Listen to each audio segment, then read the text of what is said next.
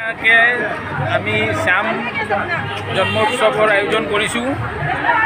আজি আমাৰ প্ৰচেছন হ'ল বেঙেনাখোৱা মন্দিৰৰ পৰা আশ্ৰমলৈকে। গধূলি আমাৰ আজি শ্যাম বাবাৰ আমি য'ত ল'ম। কালি ৰাতিপুৱাও প্ৰসাদ বিতৰণ কৰা হ'ব, ভণ্ডাৰা হ'ব আৰু পৰহিও আমাৰ মহিলাসকলে হোলীৰ ফাকু খেলিব। কিবা কেনে কি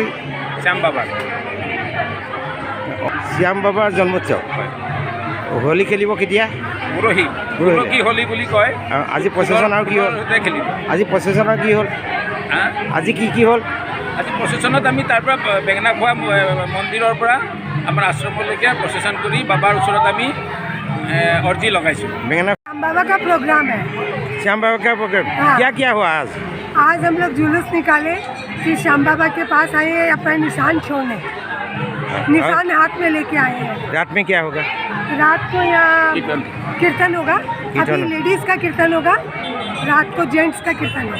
कितना दिन का है प्रोग्राम? ये 2 दिन का है। 3 दिन का प्रोग्राम।